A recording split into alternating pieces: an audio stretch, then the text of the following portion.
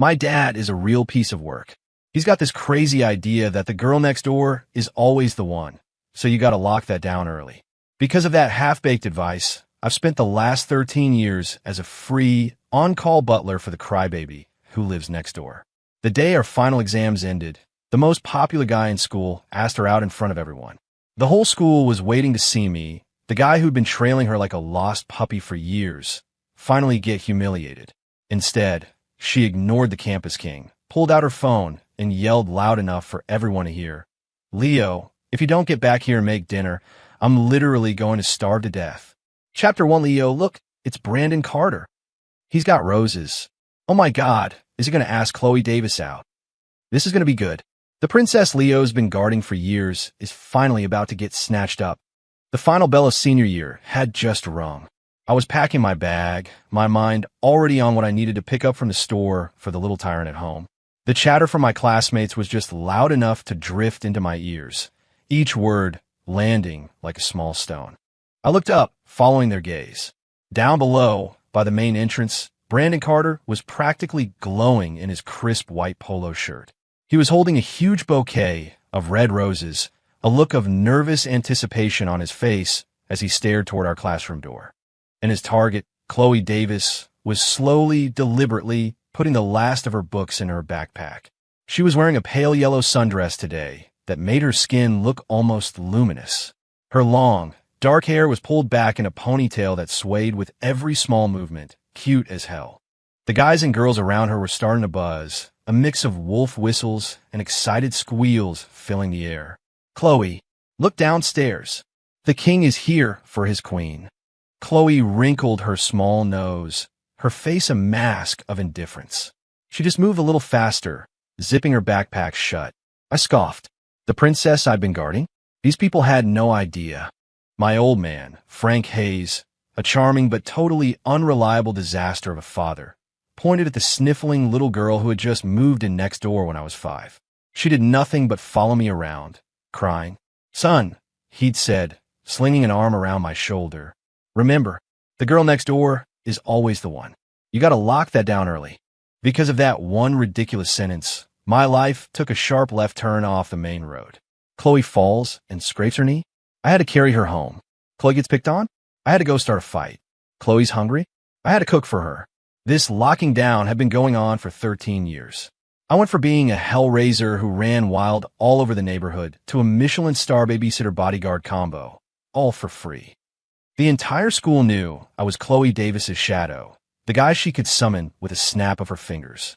They thought I was totally whipped. And now, her Prince Charming had arrived.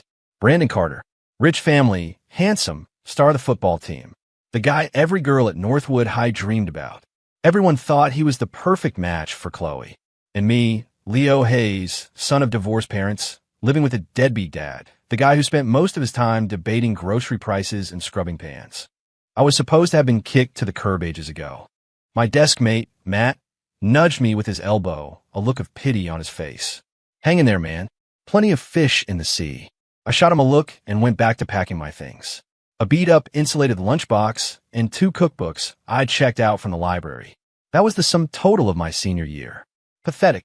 The cheering downstairs got louder. "Brandon! Brandon! Brandon!" Chloe finally, reluctantly, slung her backpack over her shoulder. Surrounded by a crowd of expectant classmates, she walked out of the room. My eyes followed her. I watched her walk down the stairs, watched her stop right in front of Brandon. His handsome face was flushed. He held the bouquet out to her, his voice clear and filled with a genuine, youthful sincerity.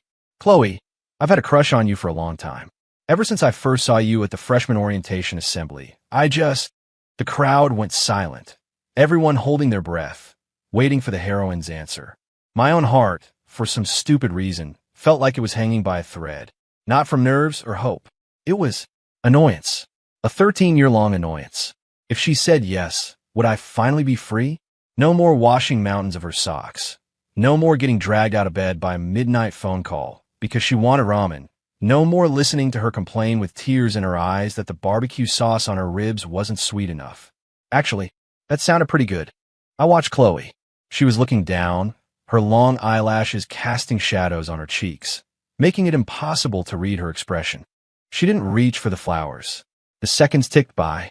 Brandon's arms had to be getting tired. Whispers started rippling through the crowd. Why isn't she taking them? No way. She's turning down Brandon Carter? Who does she think she is? Just then, Chloe moved. She pulled her phone from her pocket, not even glancing at Brandon, and dialed the number. A second later, my phone buzzed in my pocket. I froze. Every single eye in the classroom snapped to me. Their expressions were a cocktail of contempt, mockery, and morbid curiosity. What the hell? She's calling Leo right now. Probably needs him to come rescue her. Wow, she's really milking this simp thing for all it's worth. I took a deep breath and, under the weight of everyone's stares, hit the answer button. Chloe's voice came through the line, stuffy from a blocked nose, soft and whiny. It wasn't loud, but in the dead silence of the school entrance, it carried to every single person. Now, if you don't get back here and make dinner, I'm literally going to starve to death. Chapter 2, the air turned to ice. The crowd downstairs was completely silent. In the classroom, my classmates who had been waiting for the drama to unfold now just stared, jaws agape, like they'd just seen a ghost. And Brandon Carter, the campus king still holding his bouquet of roses, had an expression that was a spectacular train wreck, shifting from hope to disbelief, then to humiliation, before finally settling on a deep, mottled shade of purple. As for me, I was holding my phone, listening to her completely shameless demand, and 13 years of suppressed rage finally erupted like a volcano. I am so done. Finals are over. I'm a free man. Chloe, did you forget you have hands? If you're hungry, find something to eat yourself. I'm on vacation. On strike. I quit. After roaring, I slammed the end call button and threw my phone onto the desk with a loud clatter. Finally, the world was quiet. My classmates' expressions had shifted from watching a joke to watching a lunatic. Matt was speechless. It took him a moment to find his voice. Elio. Dude, that was insane. Are you just going for broke now? I gave a bitter laugh, grabbed my beat-up lunchbox and cookbooks, and walked out without a second glance at the scene downstairs. I didn't care about the campus king or his stupid public confession.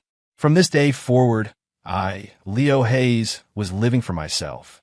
I strode out of the classroom, out of the building, and out of the school gates.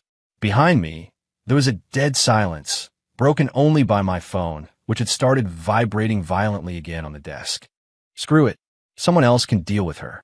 I got home, locked the door, and the entire world went blissfully quiet. It was perfect. I collapsed onto the sofa and let out a long, deep breath. 13 years. I had finally escaped the clutches of that little crybaby. I was already planning my perfect summer. Playing basketball, gaming online, maybe a road trip. Doing all the things I wanted to do, but never had time for, because I was always on Chloe duty. My thoughts drifted, and I fell asleep. In my dream, I was finally free of Chloe. I got into a college on the West Coast, thousands of miles away.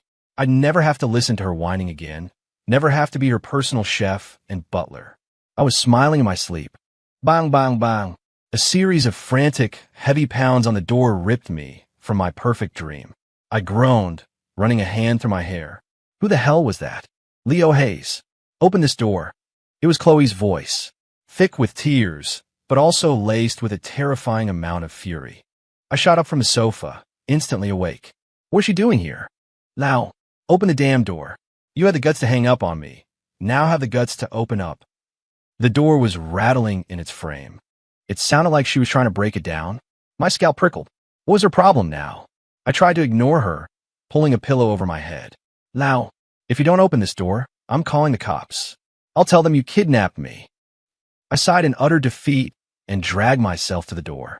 I must have owed her a huge debt in a past life. The second I opened the door, I was met with a pair of red, swollen eyes. Chloe stood there, her pretty yellow sundress all wrinkled, two distinct tear tracks running down her face. And in her hand, wait, what was she holding? My SAT score report and my driver's license? The moment she saw me, she threw them right at my face, her voice a choked sob. Now, you are the biggest jerk in the world. The papers fluttered and smacked against my cheek before drifting to the floor. I was stunned. What is this about? I asked, bending down to pick them up. A horrible feeling began to creep into my stomach. Chloe's tears were falling like a broken faucet. What is this about? You have the nerve to ask me what this is about. She pointed a trembling finger at me, her sobs getting louder. You've been planning this all along, haven't you? You were just waiting to ditch me. You deliberately applied to a school all the way across the country. You just want to get as far away from me as possible, don't you? My brain felt like it had short-circuited. Applications? When did I submit my applications? I was planning on waiting until the official acceptance letters came out to decide. I frantically looked at the documents in my hand. It wasn't my SAT scores. It was a printout from the Common App. And there, listed under submitted applications, was a list I didn't recognize. First choice, Atherton University. Major, archaeology. Second choice. Third choice. I didn't even look at the rest. The first one was enough to make my vision go dark. Atherton University? Are you kidding me? My grades and scores were good, but an Ivy-level school like Atherton was a total fantasy. And even weirder was the essay attached. The writing was elegant, polished, with a hint of clever wit. It was Chloe's writing style. My head snapped up to look at her, my voice trembling. Chloe, did you mess with my college applications? My shout made her flinch, and the tears fell faster, but she jutted out her chin, her expression defiant. I did it for your own good. For my own good? I was shaking with rage, my fingers crushing the printout. For my own good? You apply me to Atherton? Do you have any idea what my scores are? Do you know that this is the same as getting me rejected from everywhere? I know, she suddenly yelled, her red eyes staring me down. Of course I know what your scores are. I calculated your potential. Your GPA is a 3.9. Your SAT is a 1550. It's more than enough for Atherton. I was completely and utterly floored. A 1,550? Was she delusional? I knew what I got on the SAT. I'd have to be a genius to break 1,400 on a good day. Are you insane? I stared at her in disbelief. I'm not insane. Chloe pulled a thick stack of papers out of her small purse and shoved them against my chest. See for yourself. It was a stack of tests. All of my practice SATs and major exams from junior and senior year. In the top right corner of each test, 2 scores were written in red ink. One was the official score, mostly hovering around the 1380 to 1420 range. The other, written in tiny, neat script right next to it, was consistently above 1,500. And next to the scores were dense, detailed notes. Here, trick question in the reading comprehension. Leo will definitely fall for this. Minus 10 points.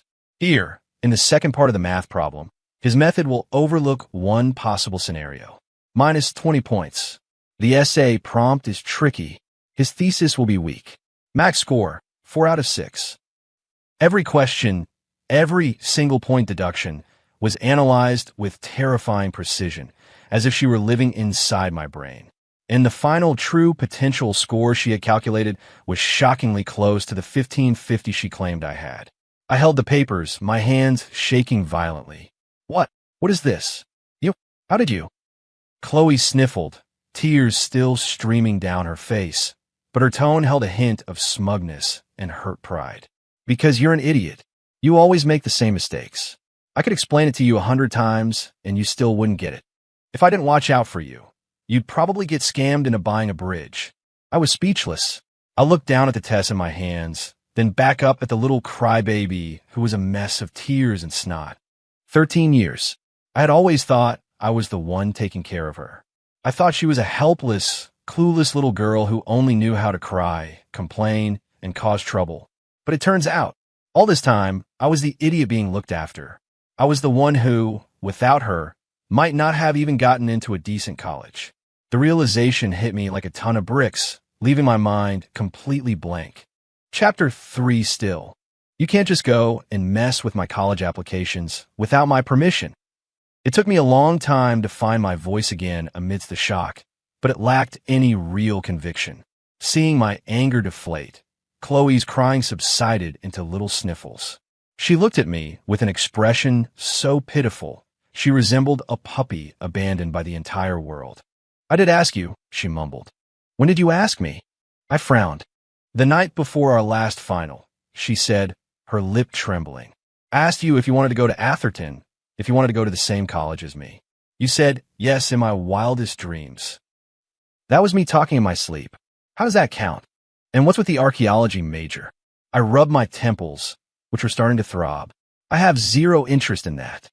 I asked Mr. Hayes, Chloe said, puffing out her chest with a renewed sense of righteousness. Frank said you loved digging holes in the backyard when you were a kid and fighting with the dog over old bones. He was sure you'd be interested in archaeology. Frank Hayes. That damn old man. I'm going to kill him. How could he bring up the stupid things I did when I was 5? I took a deep breath, then another, forcing the curse words back down my throat. Now, it wasn't the time to deal with him.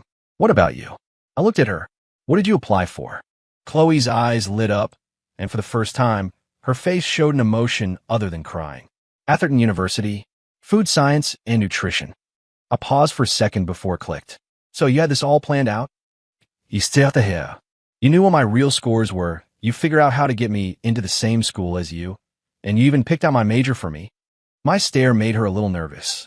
Her eyes darted away as she muttered, well, I was just trying to help. Help me. I laughed, but there was no humor in it. One of us digs up ancient recipes, the other one cooks them. Chloe, you've really thought this through, haven't you? Is this your plan to get me to cook for you for the rest of your life?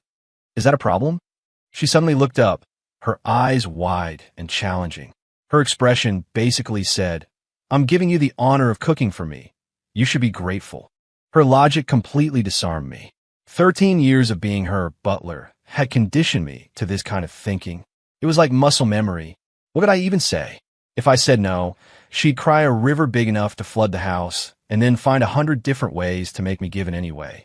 If I said yes, my grand Declaration of Independence would be officially over. I looked at her face, still streaked with tears but set with a stubborn determination, and I just felt tired, emotionally exhausted. Chloe, I sighed, placing the papers on the table. We need to talk. No. She immediately grew defensive and took a step back. You're just going to yell at me again.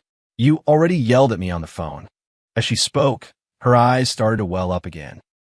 I held up my hands in surrender. Okay, I won't yell. Can we please just talk like adults? She looked at me suspiciously, then gave a hesitant nod. I pulled out a chair and sat down, gesturing to the one opposite me. Seat. She sat down obediently, her hands placed neatly on her knees like a first grader waiting to be scolded by the teacher. Seeing her like this, the anger I felt somehow dissipated. Chloe, I said, trying to keep my voice calm and even. We're not kids anymore. I have my own plans, and you have your own life. We can't be tied together forever. Why not? She shot back immediately. Frank said you're going to marry me someday. My vision swam. Frank Hayes. It was always Frank Hayes. What kind of ridiculous nonsense has that old man been feeding her all these years? That was my dad talking nonsense when he was drunk. I said through gritted teeth. Don't listen to him. I believe him. Chloe's stubborn streak flared up. And I believe what you said, too. What did I say? You said you would always take care of me. She looked at me, her eyes red and accusatory. You said you'd never let me go hungry, never let anyone bully me, and never leave me alone. My mouth opened, but no words came out. I had said all of that. When her parents died in an accident, and she was sent to live with us, crying until she couldn't breathe. When she got her first period and was curled up in bed, terrified and in pain. When she was ostracized by the other kids at school and cried alone in a corner. Over and over again, I had told her, don't worry, I'm here. But my idea of taking care of her and her idea of taking care of her were two completely different things. Looking into her clear, determined eyes, I suddenly realized this problem was far more complicated than I had imagined. Chloe, I tried a different approach, attempting to reason with her. Look, that guy Brandon, he's handsome, a great student, comes from good family. A lot of girls like him. He asked you out today. Why didn't you say yes? Honestly, does his cooking taste as good as yours? Chloe interrupted me, asking with a completely serious expression. I was taken aback. Does he know I don't eat onions, ginger, or garlic? Will he get up in the middle of the night to make me noodles when I'm hungry? Will he make me hot ginger tea when I have cramps? Will he call me an idiot but still spend hours explaining a math problem to me until 2 in the morning?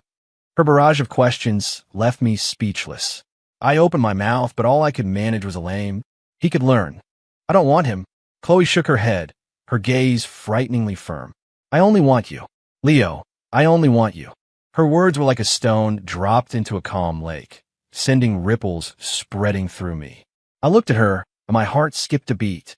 A long silence fell over the living room, broken only by the sound of cicadas buzzing outside. And grew old. An unfortunately timed noise shattered the strange quiet. Chloe's face flushed crimson. She clutched her stomach, looking away as she mumbled, I haven't eaten anything since lunch. Right. Life plans, independence, college applications. All of that could wait. The most important thing in the universe was feeding the little tyrant. I stood up with a sigh of resignation and started walking toward the kitchen, asking over my shoulder in a grumpy voice, what do you want? Barbecue ribs? Buffalo wings? Bodruast? All of them. Her voice, still thick and nasal from crying, was suddenly cheerful. I turned and shot her a death glare. She immediately shrank back, giving me a sheepish, tear-stained smile. What else could I do? I walked into the kitchen I had spent the last 13 years in and tied on the faded apron. My revolution had failed, and it had failed spectacularly. Chapter 4 on the day the official scores were released, I became the biggest dark horse in our school's history. 1550, not a single point off. When I saw the number on the College Board website, I was completely numb. My dad, Frank, was even more stunned than I was. He had a cigarette hanging from his lips and leaned in so close to the screen that the ash fell onto his pants without him noticing. Es son. Is that your score? I nodded numbly. Slap. Frank smacked his own thigh, his face flushed with excitement. I knew it. I knew my son was a genius. Takes after me. He definitely got my brains. I ignored him. My gaze fell on Chloe, who was sitting next to me, delicately eating the chilled smoothie bowl I had just made her. Sensing my stare, she looked up and smiled, her eyes curving into crescents. A tiny speck of granola was stuck to the corner of her mouth. Her smile was smug and proud, as if she had earned the score herself. Well, in a way, she had. Matt's call came almost immediately, his voice so excited he sounded like he was the one who got a perfect score. Now, holy crap, 1,550. Are you some kind of god? You were hiding that all this time? The entire school is freaking out. Spill it, man. Did you secretly hire some elite private tutor?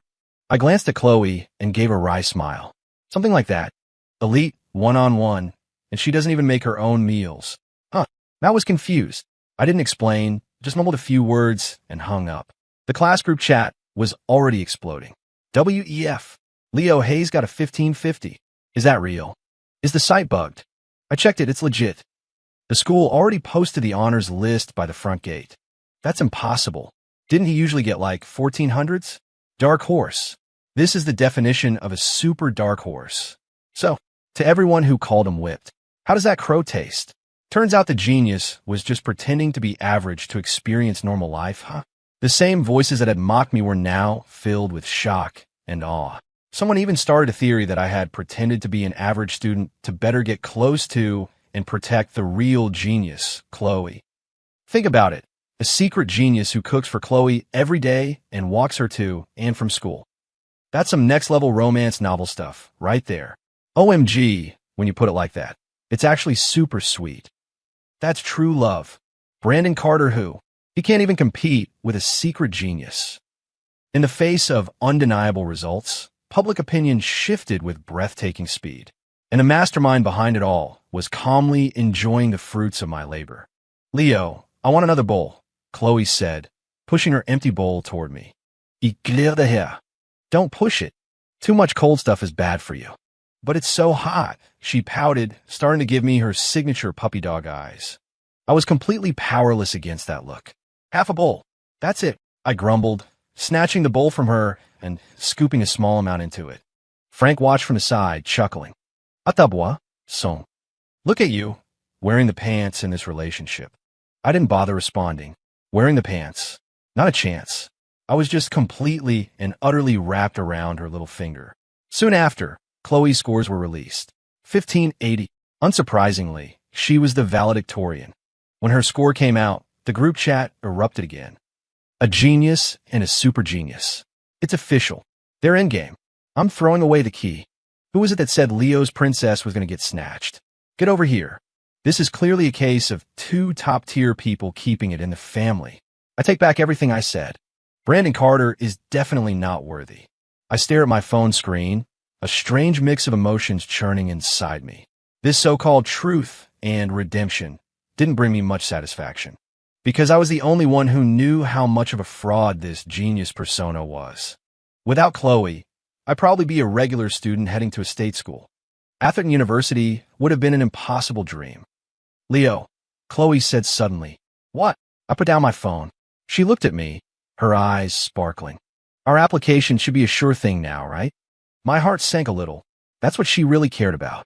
Yeah, it's a sure thing, I said flatly. Atherton's acceptance rate was brutally low, but with our scores, we were practically guaranteed a spot. And the archaeology major she had picked for me was notoriously under-enrolled, meaning the entry requirements were slightly lower. The words archaeology major still gave me a headache. Are you really that determined to make me go dig holes for a living? I couldn't help but ask. Chloe blinked, looking innocent. Frank said you liked it. It was always Frank. I turned and shot a death glare at my old man, who was humming happily to himself. Frank caught my eye and, seeming to understand, gave me a conspiratorial wink. Son, it's called professional synergy, you get me? In the future, you'll be in charge of researching ancient cooking methods, and Chloe will be in charge of recreating the food. It's perfect. I'm starting to think I was adopted. The following weeks were spent waiting for acceptance letters. In the meantime, Chloe and I had become legends at our high school. We were the most talked about genius couple of our graduating class. Countless versions of our love story circulated on school forums. One version claimed I had gone from slacker to genius just for Chloe. Another said we were childhood sweethearts who had been secretly engaged for years, and our test scores were just a testament to our love. The most ridiculous version claimed I was the secret heir to some powerful, reclusive family, and I was just at a public high school to experience normal life while protecting my childhood fiancé. Reading these posts was just absurd. The reality was far more ridiculous. I wasn't a genius. I was just a chef who'd been backed into a corner. And Chloe wasn't some delicate flower who needed protecting. She was the great and powerful Oz, pulling all the strings from behind the curtain. As for Brandon Carter, he hadn't been seen since his very public rejection. I heard he decided to go to college down south, probably to get as far away from this town as possible. When I ran into old classmates, the way they looked at me had completely changed. The pity and contempt were gone, replaced by envy and respect. Leo, you're my hero, man. Dude, when you get to Atherton, you gotta look out for us mortals. All I could do was offer a tight, awkward smile. This victory, born from a misunderstanding, made my skin crawl. I almost missed the days when they all thought I was just a simp. At least that version of me felt real. Now, I was living inside a massive lie. A lie meticulously crafted by Chloe Davis, starring me as the genius. And I didn't even have the power to write my own lines. Chapter 5, my Atherton University acceptance letter, arrived on the same day as Chloe's. The two thick crimson envelopes sat side by side on the kitchen table, practically glowing. I picked up mine and tore it open. Dear Mr. Hayes, we are pleased to offer you admission to the College of Arts and Sciences, with an intended major in archaeology. I stared at the word archaeology for a long time. It was official. I was really going to spend my future playing in the dirt with pottery shards. And it was all thanks to the little tyrant next to me, who was hugging her own letter and grinning like the Cheshire Cat. Are you happy? Chloe leaned in, resting her head on my shoulder, her voice bright and cheerful. I put the letter down on the table, my face expressionless. I'm so happy I could dig a hole and bury myself in it. Don't do that, she said, wrapping her arms around my arm and giving a little shake. If you're buried, who's going to cook for me? I get it. My entire value, summarized, personal chef. Frank was more excited than either of us. He booked a private room at our favorite restaurant that night and invited all the neighbors to celebrate his son and his daughter-in-law getting into a top-tier university. At dinner, Frank's face was red from the beer. He slung an arm around my shoulder, his words slurring as he boasted to the table. My son always knew he was smart, a real chip off the old block. And my daughter-in-law here, Chloe, I tell ya, they don't make him like her anymore. Our two families, it's destiny. The neighboring aunts and uncles all chimed in. That's right, Leo and Chloe, a match made in heaven. Frank, you're a lucky man. You'll be planning a wedding before you know it. Chloe was blushing from all the compliments, looking down at her plate, but the corners of her mouth were turned up in a smile. I sat next to her, feeling like I was sitting on a bed of nails. Being blessed by everyone like this filled me with a strange sense of dread. It was as if my entire life had been sealed and delivered with the phrase, "match made in heaven." Was my life's purpose really just to be Chloe Davis's personal chef? No, I refused to accept that. College was a new beginning. Once we were at Atherton, 1,000 miles from home, I was sure I could finally break free. I made a silent vow to myself. On the train to Boston, Frank and Chloe's aunt came to see us off. My dad was stuffing my suitcase into the overhead rack while rattling off instructions. Once you get to campus, you take good care of Chloe. You hear me? It's not easy for a girl to be so far from home. She's a picky eater, so you need to put in the extra effort. Don't let her starve. And your majors are on opposite ends of the campus. It's a bit of a walk, but you better make the trip every day. Don't you dare complain about being tired. I felt a headache coming on. We hadn't even arrived yet, and he was already tightening the leash. Chloe stood beside him, nodding like a bobblehead doll and adding, "That's right, Leo. You better listen to Frank." I gave her a smile that didn't reach my eyes. "Wouldn't dream of it, Your Highness." The train began to move. I watched the platform recede, Frank and her aunt shrinking into the distance. I felt no sadness about leaving, only the exhilarating thrill of a prison break. Atherton, here I come. My new life was about to begin, or so I thought. After we arrived and finished our orientation, I discovered that the situation was far more dire than I could have imagined. The archaeology department had a gender ratio of 10 to 1. Out of 30 students in my year, only 3 were girls, and each one looked like they could fend for themselves in a zombie apocalypse. And because my SAT score was ridiculously high for an archaeology major, I was immediately treated like a rare artifact. The genius who had chosen their obscure department became an instant legend. The department had met with me personally, clapping me on the shoulder and saying with grave sincerity, "Leo, the future of archaeology rests on your shoulders." "Sir, I think you've got the wrong guy. My future belongs in a kitchen." Meanwhile, Chloe's department, food science and nutrition, was apparently a hot spot for beautiful people. On the first day of classes, Chloe, with her innocent face and valedictorian title, became the talk of her college.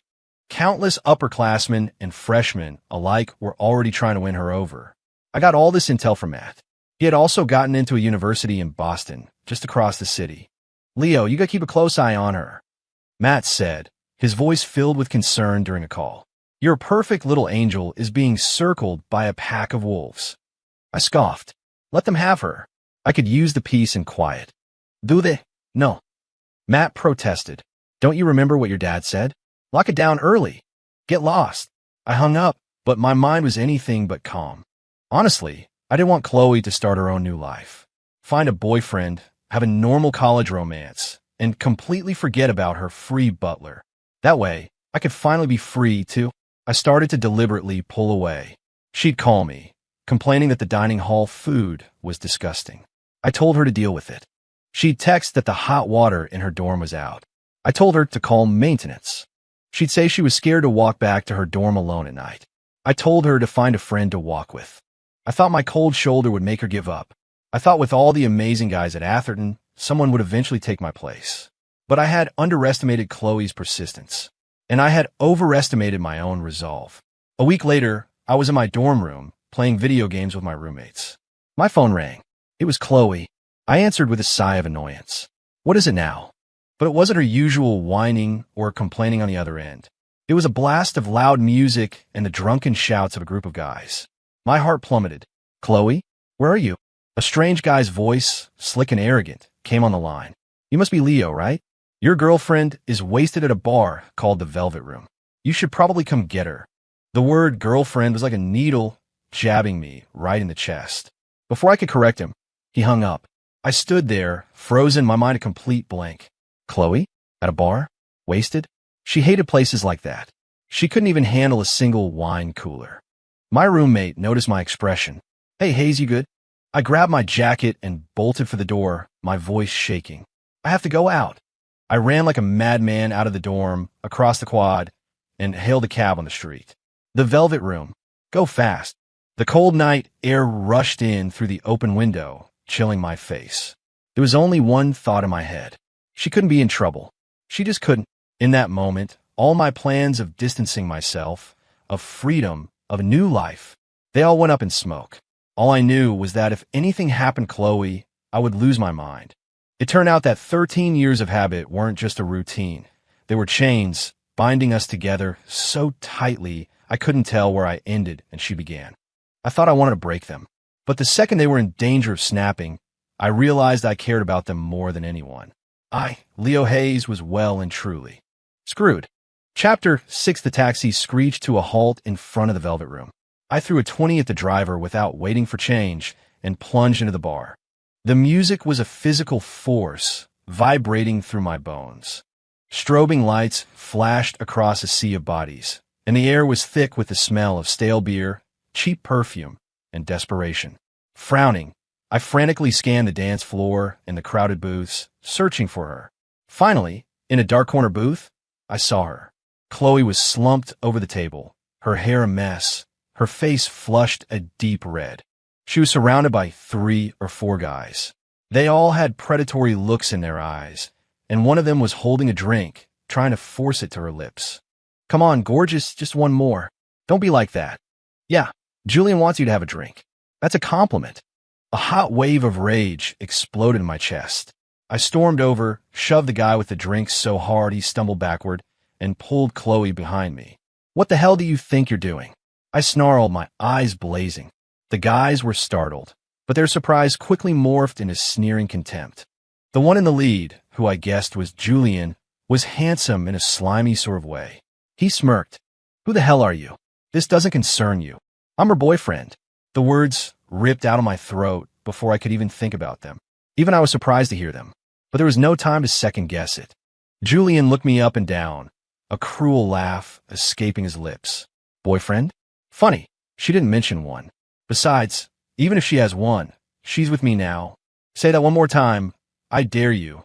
I said, my hands clenched into fists, my knuckles white. I said, she's with me now. Julian repeated, his eyes glinting with challenge. What are you going to do about it? Fight me?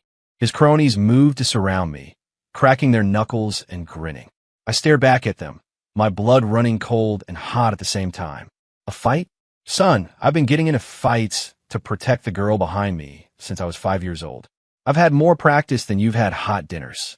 Just as I was about to throw the first punch, Chloe stirred behind me. She lifted her head groggily, her eyes finding mine.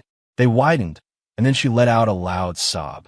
Now, you finally came. Crying, she staggered to her feet and threw herself into my arms. They were being mean to me. They tried to make me drink. Her warm body collided with mine, smelling of cheap vodka and the familiar sweet scent that was just Chloe. My heart, which had been pounding with rage, instantly melted. All my anger evaporated, replaced by a fierce, aching tenderness. I gently patted her back, my voice soft. It's okay. I'm here now. Julian's face twisted into an ugly mask. The prize he had been hunting was now clinging to another man right in front of him. He was clearly humiliated. I don't care who you are, kid. If you think you're walking out of here with her tonight, you're dead wrong, he spat. I looked up, my eyes like chips of ice. Is that so? In one fluid motion, while still holding Chloe, I lashed out with my foot, kicking Julian square in the stomach. Oof! He let out a choked gasp and doubled over, clutching his gut as he dropped to his knees. His friends stared in shock for a second before they snapped out of it, roaring as they lunged at me. I pushed Chloe further behind me, my voice low and urgent. Stay put. Then I met their charge. It was chaos. The people in the bar screamed and scattered, creating a makeshift arena around us. I don't know how many hits I took. I just moved on instinct, throwing punches, blocking, dodging. The only thought in my head was, don't let them get to Chloe. 13 years of fighting for her hadn't gone to waste. After a few minutes, all of Julian's friends were on the floor, groaning and clutching various body parts. I stood there, breathing heavily, and rubbed my jaw where one of them had landed a solid punch. It stung like hell. I turned to look at the girl who had been standing behind me the whole time. Chloe wasn't crying anymore. She was just staring at me, her eyes wide. There was no fear in them. Instead, they were shining with a strange, intense light. A light that was as hot as a flame. I walked over to Julian, who was still kneeling on the floor, and looked down at him. "So, can I take her home now?" He glared up at me, his face pale with pain and slick with sweat, his eyes filled with hatred. You just wait. This isn't over." I didn't have time for his threats. I turned back to Chloe, took off my jacket, and wrapped it around her shoulders. Then I scooped her up into my arms. "Ah," she yelped, instinctively wrapping her arms around my neck. "Don't move," I said gruffly. She immediately went still, burying her face in my chest like a frightened kitten. I carried her out of that grimy place, feeling the stunned and respectful gazes of the bar's other patrons on my back. Outside, the cool night air hit us, making the cut on my face throb even more. The girl in my arms, however, was starting to squirm. "Lau," she mumbled into my shirt. You were really hot back there." I stopped walking and looked down at her. She was looking up at me, her eyes impossibly bright. There wasn't a trace of drunkenness in them. In that instant, I understood. "Chloe," I said, my voice dangerously low, "were you faking it?" She flinched, her eyes darting away guiltily. I only had a little bit. My face gets red easily." "So, this was all a setup?"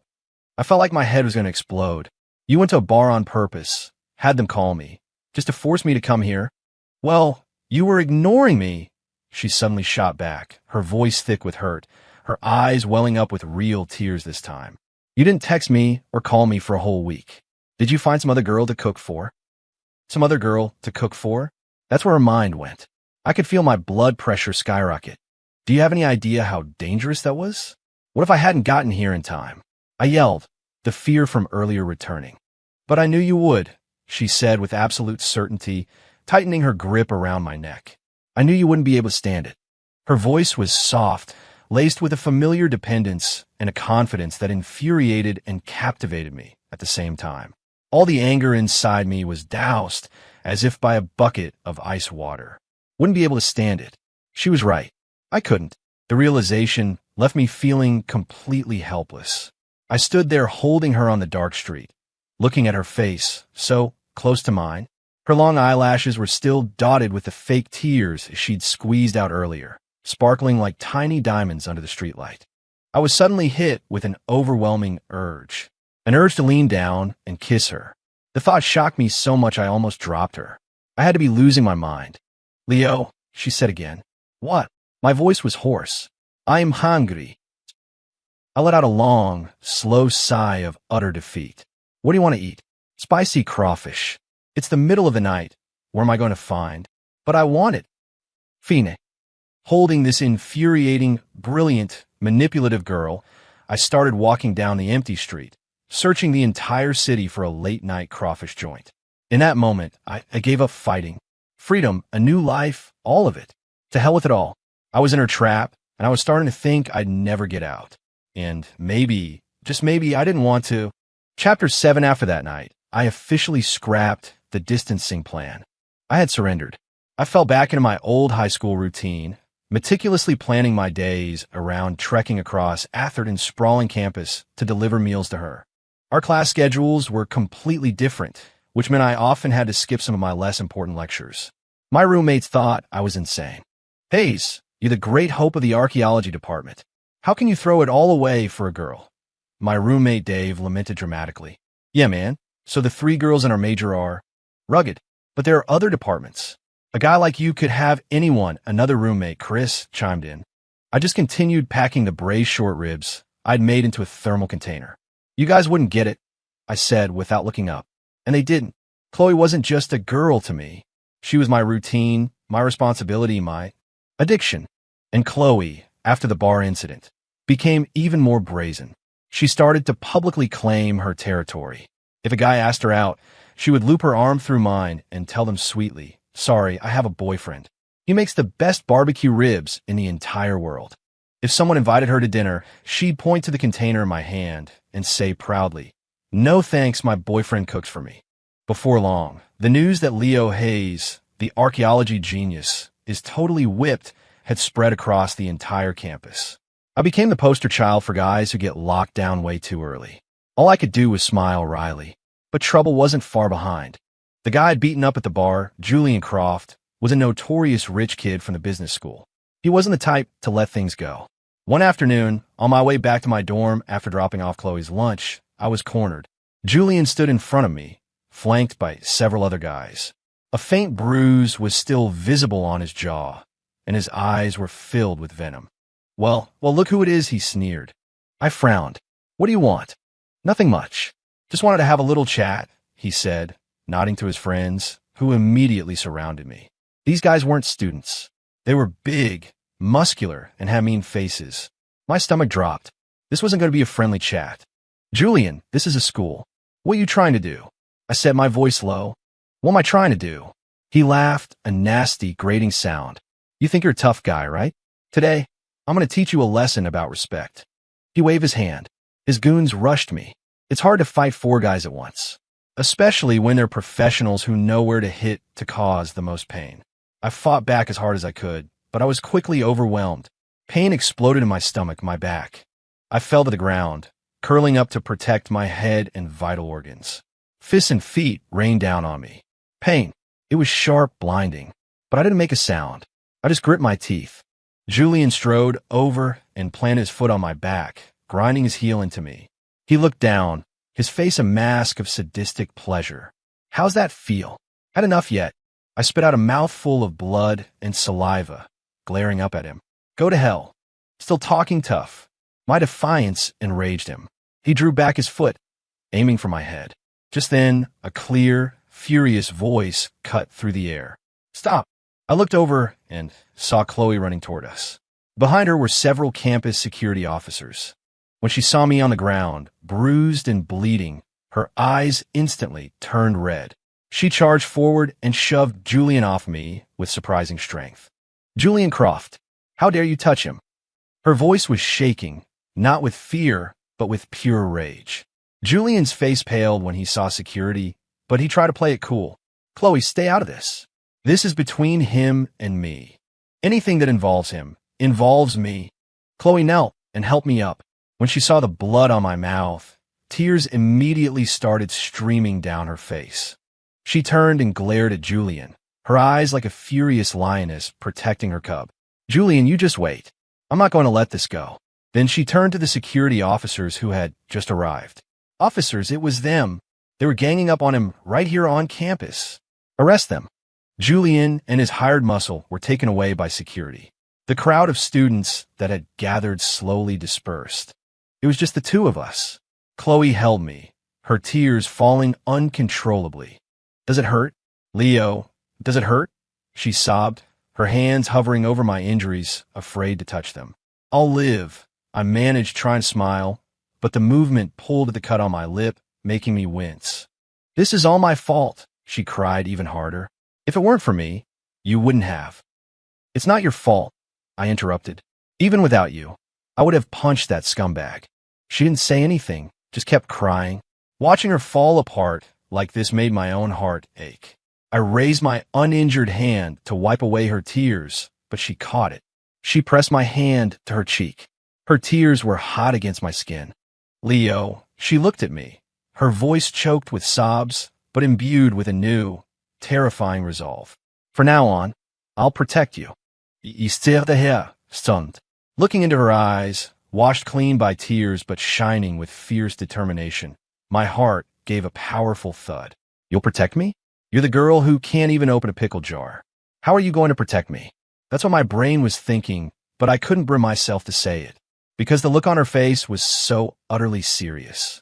So serious that, for a crazy second, I almost believed her.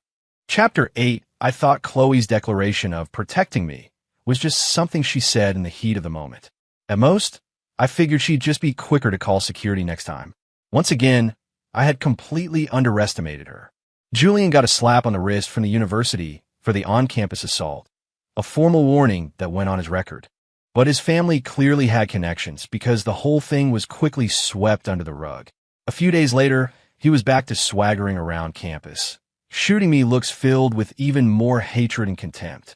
I ignored him. I couldn't win a fist fight against his hired help. but I could certainly avoid him. I spent my days in class, in the library, or in my dorm, doing everything I could to stay off his radar. I didn't want to cause any more trouble for Chloe, but Chloe had no intention of letting it go. She suddenly became incredibly busy. She spent every spare moment in the library, glued to her laptop, surrounded by stacks of books and papers I couldn't make sense of. I'd bring her dinner, and she'd eat distractedly, her eyes never leaving the screen. "What are you working on?" I asked once. "A corporate takedown," she replied without looking up. "Okay then." A week later, I was reading in my dorm room when Matt called, his voice frantic. "Now, something huge is happening. Check the campus subreddit right now." Confused, I opened my laptop and went to the r/Athenu page. A sticky post with thousands of upvotes immediately caught my eye. Holy crap. Julian Croft's dad's company, Croft Development, under federal investigation for massive tax fraud and labor violations. The post included several redacted screenshots of official-looking documents and a link to a major news outlet. I clicked the link. The headline was stark: prominent Boston developer Croft Development raided by IRS. CEO Daniel Croft taken into custody. The entire subreddit was in a meltdown. No way. Is this for real? I thought Croft Development was untouchable. Guess Julian's trust fund just dried up. The rich kid is about to become the broke kid. This is amazing. I can't stand that guy. He acts like he owns the whole campus. Who leaked this stuff? They must be a freaking genius hacker or something. I stared at the screen, a wild suspicion forming in my mind. I closed my laptop and ran out of my dorm, sprinting toward her college's library. I found her in her usual spot. She was sitting quietly, her laptop closed. She was holding a cup of hot milk, taking small sips. When she saw me, she smiled, her eyes curving into happy crescents. "You're here." I walked up to her table, still out of breath.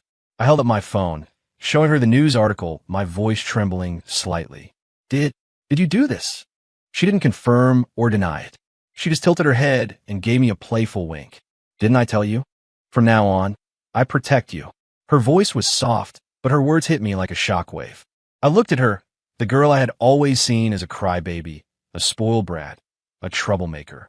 She had fulfilled her promise in a way I could never have imagined. Not with fists, not with tears. She had used her intelligence, her incredible ability, to quietly and efficiently dismantle an empire that had seemed invincible. In that moment, I finally truly understood. For 13 years, I hadn't been raising a delicate little flower. I had been raising a fox disguised as a bunny, brilliant, ruthless, and fiercely protective of what was hers. And I was what was hers. I sat down opposite her, speechless for a long time. My mind was reeling with shock and a powerful, undeniable flutter in my chest. "What's wrong?" she asked, watching me. "Are you not happy?" I shook my head, then nodded. I opened my mouth, but I didn't know what to say. "Thank you?" Too formal. That was badass. Too simple. Finally, after a long pause, I managed to say, "Chloe, don't ever do something like this again." Her smile faded. "Why? Didn't you like it?" "No, it's not that." I looked at her, my gaze intense and serious. "I don't want you putting yourself in danger for me. The Crofts are powerful people. What if they try to get revenge on you?" "They won't get the chance," Chloe said calmly, with a confidence that was absolute. "The evidence I sent to the IRS is enough to keep his dad in prison for the rest of his life. When a king falls, the pawns scatter. No one is going to come after us for a fallen family." She paused, then reached across the table and took my hand. "Leo, I know what you're worried about. Before, you protected me, because I was little and I didn't know any better. But I'm grown up now. I can protect myself, and I can protect you. So you don't have to treat me like a kid anymore." Her hand was soft and warm. My heart felt like it had been struck by lightning. She was right. She had grown up. She wasn't the sniffling little girl who used to trail after me anymore. She was smart, powerful, and had her own agency. And I was still stuck in the past, habitually treating her like the little sister who needed me for everything. I was the one who hadn't grown up. "Chloe." I squeezed her hand, my voice thick with emotion. "I'm sorry." "Why are you sorry?" she asked, confused. I took a deep breath, finally summoning the courage to say the words I should have said long ago. "For so long, all I wanted was to get away from you. I thought you were a burden." A shadow passed over her eyes. "But now I know I was wrong," I said, looking directly into her eyes, my voice steady. "I'm the one who can't live without you. Chloe Davis, I think I'm in love with you." The confession was quiet, spoken slowly, but it took every bit of strength I had. The air in the library went still. Chloe stared at me, her long eyelashes fluttering as her eyes slowly, steadily, filled with tears. The tears welled up, then spilled over, rolling down her cheeks. She was crying, not out of sadness or hurt, but from joy. She launched herself across the small table and into my arms, burying her face in my chest and sobbing, crying like a little kid. "Now, you idiot. It took you long enough. I've been waiting for you for 13 years. I held her tight, feeling her body tremble with her sobs, her hot tears soaking my shirt. My own heart was overflowing with a huge, warm emotion I could finally name: happiness. All this time, what I saw as my burden was her deepest love. What I saw as my prison was actually a net she had spent 13 years weaving, a net called love. And I, the stupid bird, had been flying in circles all this time, only to realize I was already caught and I never wanted to be free. I tilted her chin up and kissed the tears from her face. Then I kissed her lips. They were sweet, just like her favorite barbecue ribs.